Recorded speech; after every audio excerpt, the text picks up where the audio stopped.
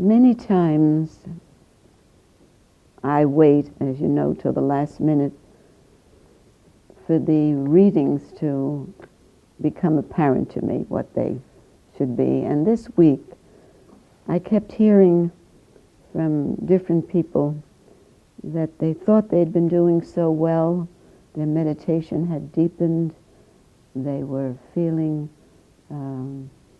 that they were witnessing more easily. But then, with the change of season, with all that rain, it's as though the old habits of the mind came rushing in. But people were saying, and I think it had to do with the unusual amount of rain that was falling. It just seemed so odd. But something was happening, because many people were saying that they seemed to have taken a setback. And I remembered that in Patanjali Yoga Sutras, the textbook of yoga psychology, which is Sri Brahmananda's translation and interpretation of Patanjali's Yoga Sutras, there was a verse related to how to get rid of these old habits of the mind. We're feeling pretty good, we're enjoying some people in our lives, a new job, and that old mind, it seems, can't stand for us to be happy. It comes in again with those old tapes. So in the section on concentration and samadhi from textbook of yoga psychology, there is a verse, well, the translation is, experience born from the higher state, due to intuitive knowledge, affects our personality, affects personality changes. These personality changes that are born from the higher state of meditation or samadhi, these changes check all other old habits, old experiences and impressions which lead to the lower states. Impressions of samadhi, in other words, those connections that we feel, those impressions, those feelings that come intuitively while we're in a state of meditation, those impressions stand in the way of other impressions because they're so powerful. I know many people return here after many years, and they may not remember one word that was said, even if they come back after a few months, but they remember the feelings they had while in meditation. They remember the feelings they had in the cosmic temple. I think, Donna Marie, you said you remembered being in the cosmic temple. People don't forget, especially their first experiences there or profound experiences there. And that's because of what Patanjali and Gurji is saying here, that the impressions we receive through meditation, in meditation, stand in the way, they block out other impressions. Now, when we try to lead our consciousness from lower life to higher life, that's when the old personality and characteristics, old memories, and old tendencies return, come as hindrances. The minute we try, use some effort to discipline ourselves. It's like Gurji often, I don't know if he said it often, but it's the one example I remember.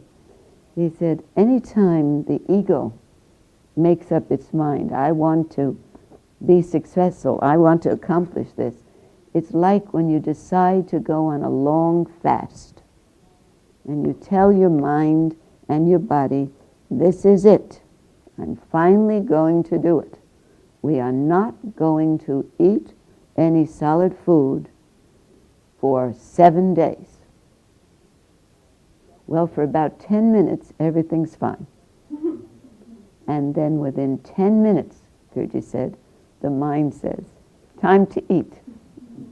What is this? I'm hungry. What are you doing? The body and the mind rebel against any determination of the ego to discipline itself. And Guruji is saying, when one tries to lead the consciousness from the lower life to higher life, old personality and characteristics, old memories, old tendencies come as hindrances. Every beginner experiences his mind wandering during meditation. And some not so beginners, some people who are here 20, 30, 40 years, finds, to our shock, just when we felt we could meditate without any hindrances, the mind is restless, especially when the moon is full. The moon does affect us, causes old samskaras, old tendencies to come. When the beginner meditates for a higher life, that's the very time these old habits appear. At other times, they are not so active. But at the time, especially of beginner's meditation, they are sure to be present, trying their best to crowd his mind and to disturb his practice. Now, Guruji was a medical doctor, a neurosurgeon, neurologist, with a background in psychiatry. So he asks now, and that this book is called Textbook of Yoga Psychology, and he asks the question, why is it that at other times these old habits are not so active, but at the time of beginner's meditation they are absolutely sure to be present, trying their best to crowd the mind and to disturb the practice? So Guruji is saying, what is the psychological interpretation of this? Why are these tendencies not so belligerent at other times? Guruji says, the reason is because of the mechanism of suppression and repression. At the time of meditation, one concentrates one's attention on the Om sound or on something else, on pulsation. Many ideas have been unconsciously repressed or consciously suppressed. And these repressed and suppressed ideas will react with all their force. At other times, there is no action, so there is no reaction. So he's saying when we're involved in the action of meditation, of witnessing, that's when the mind comes to fight against that with its repressed or suppressed memories or ideas. At other times there is no action, so there's no reaction. Every action brings an equal and opposite reaction. This is the eternal law of nature. Now please realize that infinite impressions are stored in the unconscious past of the mind, and they are waiting like a lion, waiting to attack. These have to be analyzed, evaluated, and sublimated. According to the law of association, when one idea comes into the conscious part of the mind, it suppresses all other ideas at that time. It arises to the exclusion of others. In other words, when one strong, powerful, suppressed idea comes, it completely obliterates other thoughts, other ideas that we have in our mind. The mechanism by means of which the mind presents ideas chronologically is called the mechanism of adjustment. It's the ability of the mind to adjust, which allows these ideas to come chronologically. In mental disorders, when someone is mentally ill, when this mechanism of adjustment does not operate properly, then many conflicting ideas come at the same time. So he's saying, when there is mental disorder, and this mechanism of adjustment does not operate properly, then many conflicting ideas come at the same time. And this is what produces, I wonder if anyone knows, what mental disorder? What happens when many conflicting ideas come? In a way, Guruji calls it split personality, like schizophrenia. Normal personality depends on the mechanism of adjustment. In normal personality, opposite ideas struggling to come at the same time are organized chronologically in orderly association. You get a whole bunch of ideas, but the mind spontaneously organizes them so that there's some logical picture of what's bothering us, right? It comes in. It seems like we're just anxious, we're just restless, the mind is full of thoughts. But then when you take a look, no, it's very clear that this is happening because you just changed a job, or because your employer is out of order, or because your mother is not well. It comes together because the mind adjusts to this sudden rush of memory. So normal personality depends on this mechanism of adjustment. On the journey to higher life, which is supranormal personality, in other words, the minute we're moving towards the higher life, we're moving away from the relative plane of time and space, name and form. We're moving towards supreme self, or cosmic consciousness. On this journey to higher life, which is supranormal personality, all these ideas should be analyzed and sublimated to develop higher personality. Because these ideas, these old habits, present hindrances in our meditation. They cannot be suppressed easily.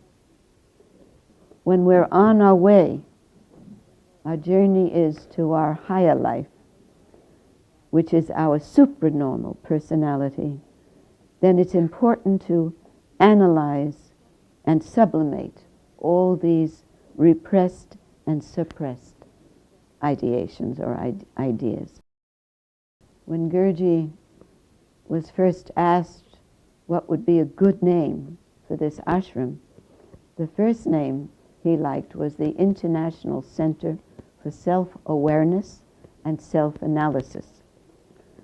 And it's because he didn't want us to just escape from the things that are troubling us. That we can do in meditation, but that was not what he felt would lead to our ultimate freedom and release. We have to examine, as a witness, we have to examine what is making us unhappy, what is removing our peace, what is removing our sense of joy, clarity, ecstasy. We've been with Guruji for years, some of the people 20, 30, 40 years, and we still get depressed. We still become anxious. We still become jealous. We still become frustrated and lonely.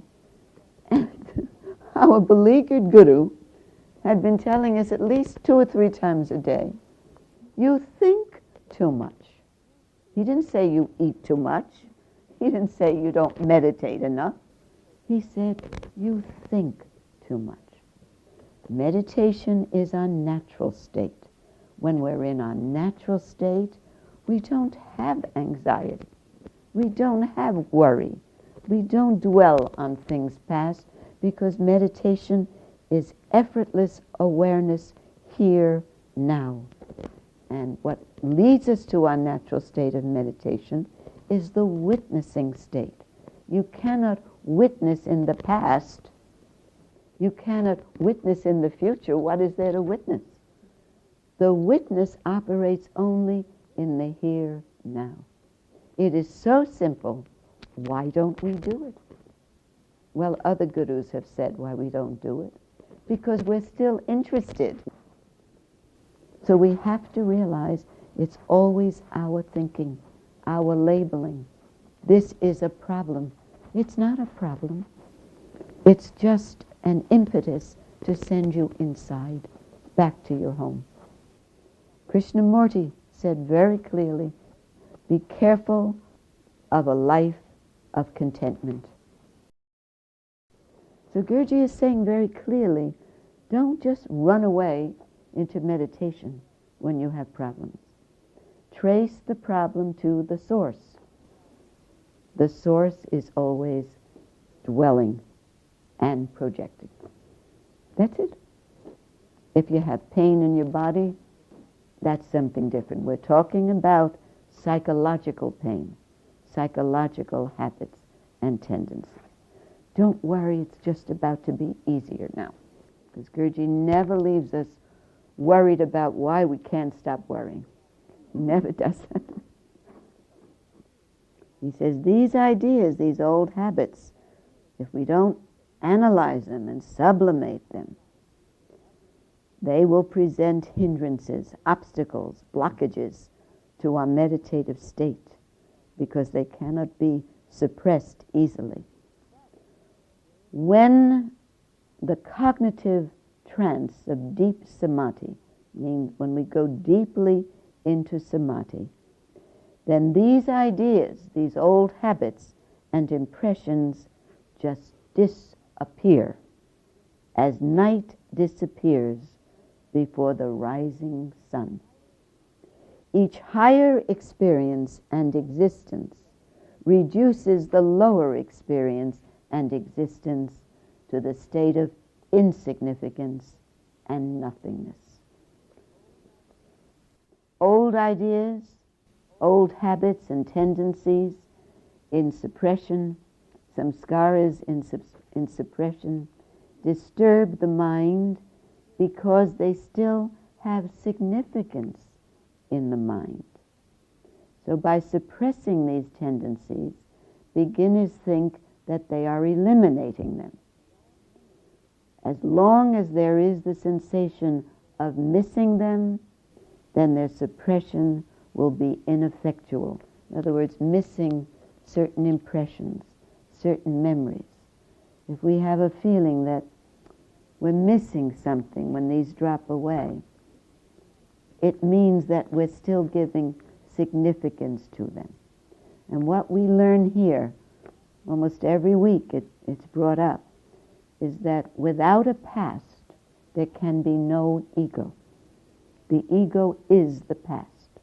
And it is the ego, the thinking mind with its storehouse of memory, suppressed and repressed. It is the ego that is the root of all problems, the thinking mind. What's wonderful about this is that we're being given practical instructions how to get rid of our old tendencies, the old tendency to think too much. By suppressing old habits, beginners in meditation think they are eliminating them. As long as there is the sensation of missing them, their suppression will be ineffectual. On the other hand, this type of unnatural suppression will bring neurotic and psychotic breakdown and physical and mental disorders. And this is what happens when we use prayer or religion or meditation to run away from problems without understanding them. Now, when obtained through meditation, then the light of self has unique beauty, existence, consciousness, reality, peace, and bliss. Before that supreme light, all other ideas, repressed, suppressed, all of them lose their significance. They disappear forever. By regular practice of meditation or of witnessing, intuitive knowledge comes into manifestation in a chain reaction. A yogin begins to know directly the secret of his own existence and that of the universe around him. We call that omniscience. We are already omniscient, but these layers, these veils covering the mind, block out the light of our true knowledge. Omniscience means knowledge, knowingness. Not outside knowledge, but true knowledge. And from that knowledge, we have the awareness of our own existence and that of the whole universe around. Lower ideas, lower impressions are immediately destroyed in the light of that Supreme Self, as fever is destroyed by proper treatment. The blissful cognition of Brahman, absolute I Am, prevents other ideas and impressions from gaining ground in the mind. And by that, it felt to me when I read this several times this morning, gaining ground to me means as we get older, it seems, although the memories may die, our tendencies, our impressions cause behavior that's even worse. The blissful cognition of Brahman prevents other ideas and impressions from gaining ground in the mind. We will stop the aging process physically, mentally, and through our senses. The mind ceases to think about these old ideas and impressions, ceases to think about them or to transform itself into them. Instead, it thinks about the self alone, the pure self, because the impression of consciousness, supreme consciousness, which is there when we are in deep meditation, is the highest impression of all. The greatest advantage in this meditation is that the mind becomes free from all fluctuations, from all restlessness, and becomes so pure, so transparent and translucent that it reflects ultimate reality, pure consciousness in its ultimate essence. I don't want this to be just language. Guruji always said the transformation that occurs in each one of us occurs because we listen to these highest teachings, and we apply them to our everyday lives. Would anyone like to say what you received on a practical level from what we just read and heard tonight? On a practical level. I know you need time to process it, but what will you do a little differently tomorrow? Yes, Tracy. I think I'm going to try to work on living in the moment and the now. Okay. That is helpful because it'll take you out. Tracy was saying she's going to work on living in the moment more and enjoying more. The first part will help you very much, living in the moment, because living in the moment automatically cancels out the problem, the dwelling, the sadness, whatever's going on, created by the dwelling. But the moment may not be all joy. The moment may be seeing directly, witnessing directly, which is what was the essence of this reading. What was removing your joy? Our joy is all the time. We live in a state of bliss, Ananda, the name of this ashram. But the thinking mind, the memories, is just your idea that the happiness was taken away from you by her or by him or by it. That prevents you from experiencing in the now that you've never been without it. That's what we have to see again and again. So the greatest application is to stop our usual habit and pattern of escaping from our troubles, of trying to run away from them by making ourselves happy. We have to catch the problem at the root. Now the second reading from a new book called The Revolution. Osho book talks on Kabir. The name of this chapter is called It Is Time Now. Kabir. I know the sound of that ecstatic flute, but I don't know whose flute it is. A lamp burns and has neither wick nor oil. A water plant blossoms and yet is not attached to the bottom. When one flower opens, ordinarily dozens open. The moon bird's head is filled with nothing but thoughts of the moon, and when the next rain will come is all that the rain bird thinks of.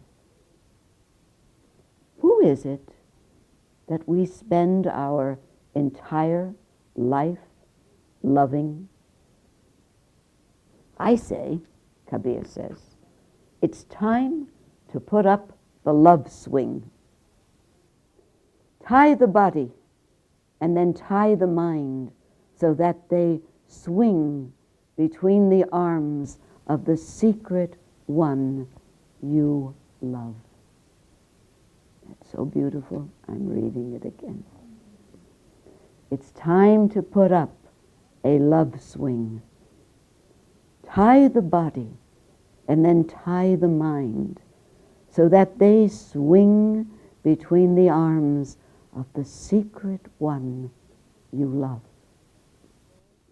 Bring the water that falls from the clouds to your eyes and cover yourself over entirely with the shadow of night.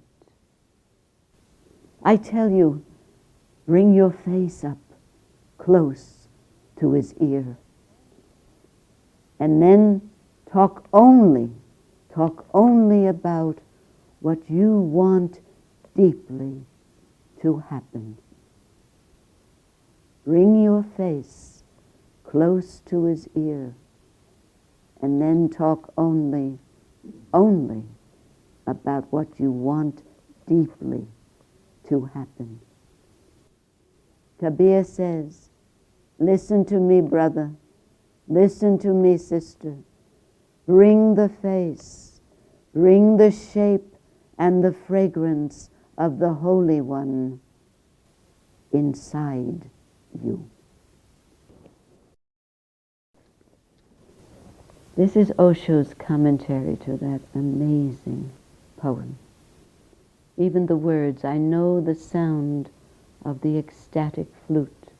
Immediately, some of us understood that sound is the anahat nadam, the unstruck sound, that celestial sound. But I don't know whose flute it is. This is Osho, the remarkable Osho. Existence is God-full. It is overflowing with God, and yet we don't see it. We don't see God. We're blind. Do you know why we're blind? We're blind because of our beliefs. The more beliefs you have, the more blind you are. Your eyes become covered with beliefs, and you cannot see that which is. Only a naked mind can see God. Did you know that? Only a naked heart can feel God. Oh, you can go on searching with all your philosophies and your religions and your dogmas. You'll never find it that way. You'll never find God there. And He's everywhere, but you'll never find Him because something is blocking the way. If you are a Hindu, you will not be able to see God, I guarantee it. This is why the Hindus didn't like this man.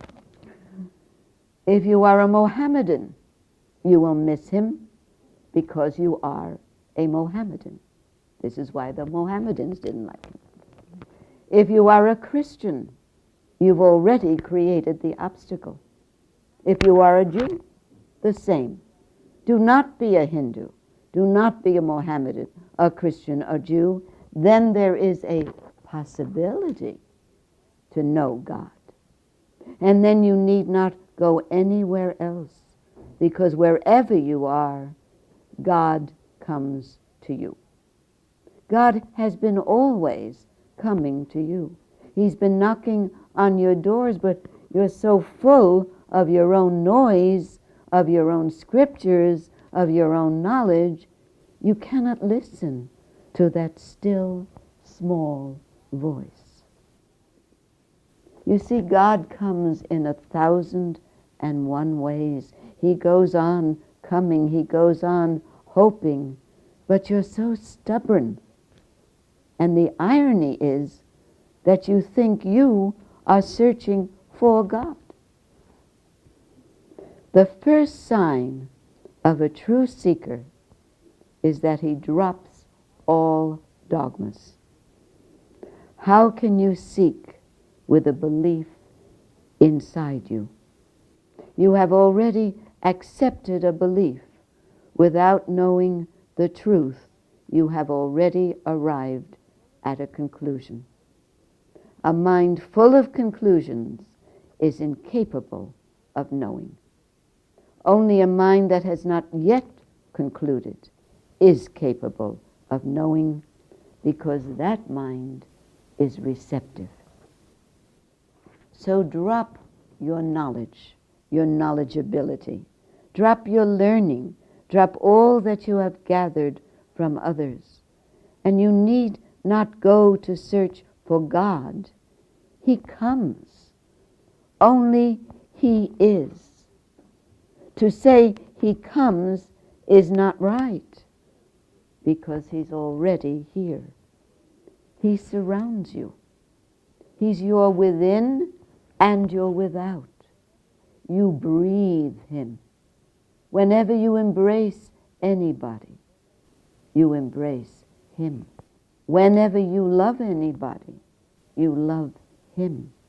You may not recognize it, but all your love flows towards Him.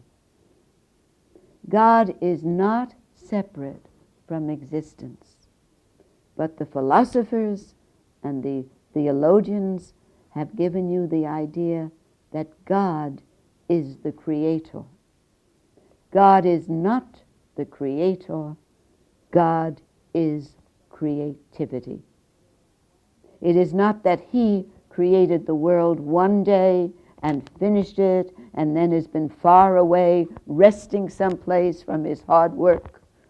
No, it's that God is continuously creating it.